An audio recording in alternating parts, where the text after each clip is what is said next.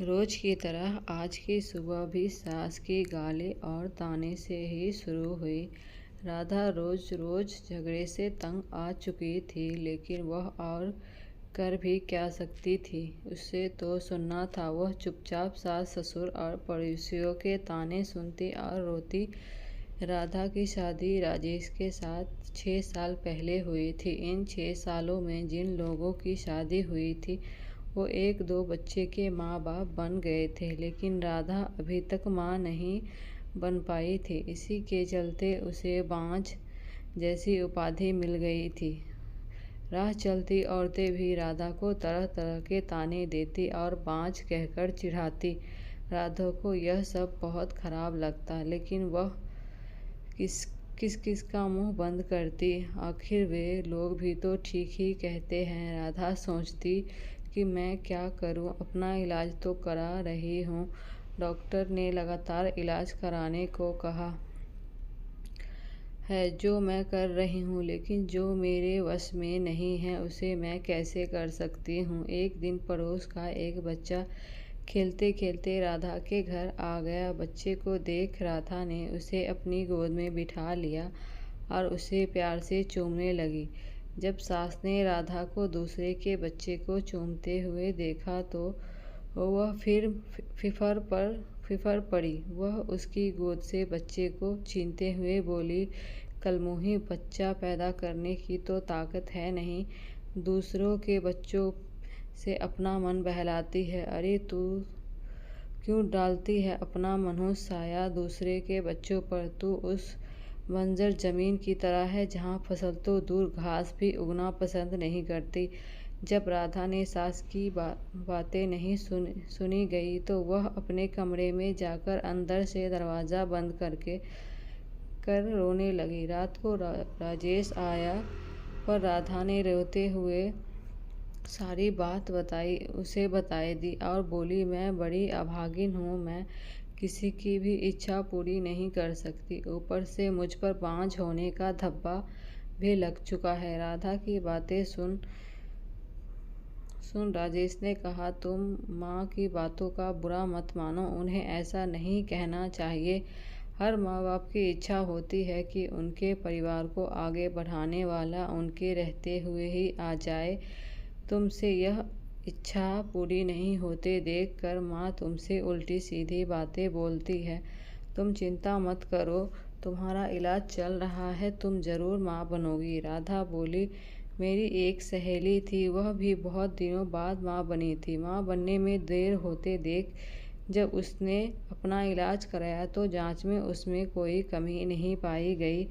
कमी उसके पति में थी। जब उसके पति ने इलाज कराया तभी वह माँ बन सकी। हो सकता है उसकी तरह आप में भी कोई कमी हो, इसीलिए मैं चाहती हूँ कि आप भी एक बार अपना इलाज करा लेते। राधा की बात सुनकर राजेश भड़क उठा, मुझ में भला क्या कमी हो सकती है, मैं तो बिल्कुल ठीक हूँ। मुझ में कोई कमी नहीं है, मेरी चिंता छोड़ो, तुम अपना अच्छी तरह इलाज कराओ। मैं मानती हूँ कि आप में कोई कमी नहीं है, लेकिन तसल्ली की खातिर राधा ने सलाह देने के ख्याल से कहा, लेकिन राजेश ने उसकी बात को बीच में ही काट दिया। राधा तसल्ली बगैर कुछ नहीं, मैंने कहा ना कि मुझ में कोई कमी नहीं है, राजेश ने उसे डांट दिया।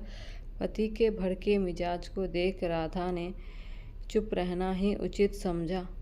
शहर के बड़े से बड़े डॉक्टर ने उसका इलाज हुआ, फिर भी उसकी कोख सूनी रही। डॉक्टर ने जांच के दौरान उससे में कोई कमी नहीं पाई। देखो राधा, रिपोर्ट देखने के बाद तुम में कोई कमी नज़र नहीं आती है, शायद तुम्हारे पति में कोई कमी होगी। तुम एक बार उसे भी इलाज कराने की सलाह दो। डॉक्टर ने उसे समझाया। अब राधा को पूरा भरोसा हो गया था कि उसमें कोई कमी नहीं है। माँ बनने के लिए कमी उसके पति में ही है, लेकिन उसे समझाएगा कौन? उसे राजेश के गुस्से से भी डर लगता था एक दिन किसी ने राधा की सास को बताया कि पास ही गांव के मंदिर में एक बाबा रहते हैं जिसकी दुआ से हर किसी का दुख दूर हो जाता है।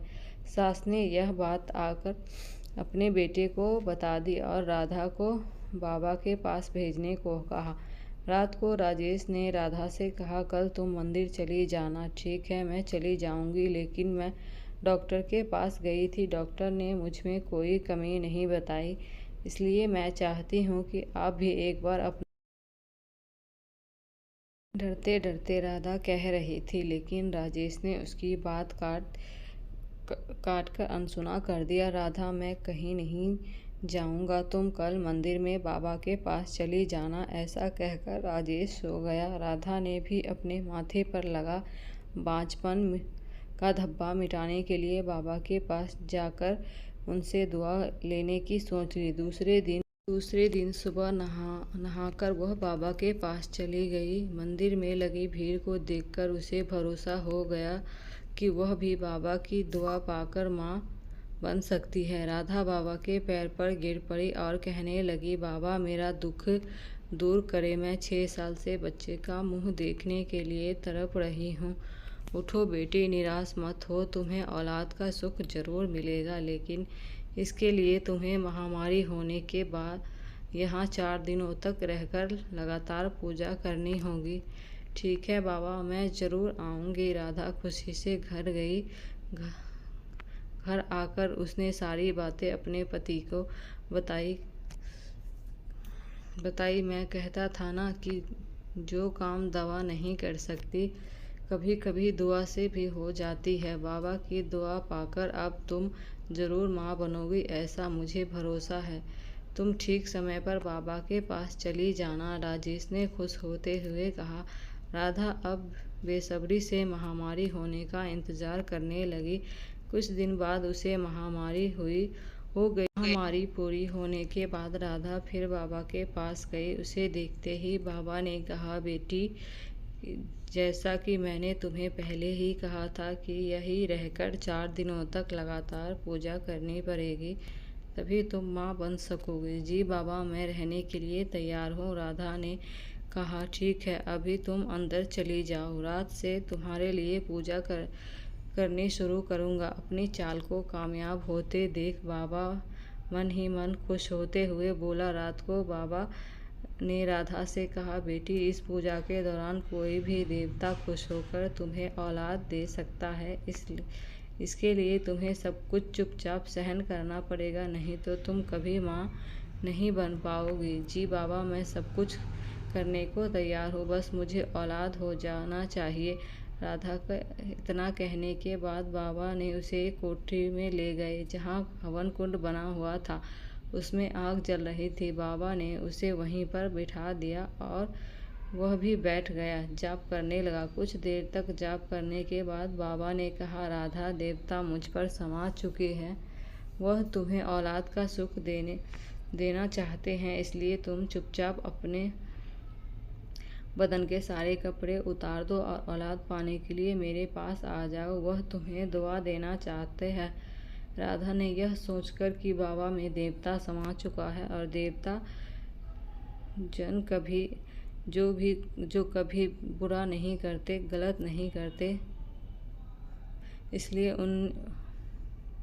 उसने अपने बदन के सारे कपड़े उतार दिए। बाबा उसके अंगों से खेलने लगा और उसे दुआ देने का नाम पर उसकी इज्जत पर डाका डाल दिया। 4 दिनों तक लगातार बाबा ने इस पूजा के बहाने राधा से जिस्मानी संबंध बनाए। 5वें दिन बाबा ने कहा, राधा बेटी, तुम्हारी दुआ कबूल हो गई है, पूजा भी हो गई, अब तुम जरूर माँ बनोगी, तुम घर जा सकती हो। बाबा की दुआ लेकर वह बहुत खुशी खुशी घर लौट आई। 9 महीने बाद राधा माँ बन गई। उसे बाबा की दुआ लग गई थी। उसके माथे से बांझपन का धब्बा मिट चुका था। घर के सारे लोग बहुत खुश थे। राजेश को अब पूरा यकीन हो गया था कि उसमें भी बाप बनने की ताकत है, लेकिन सच्चाई से सभी अनजान थे।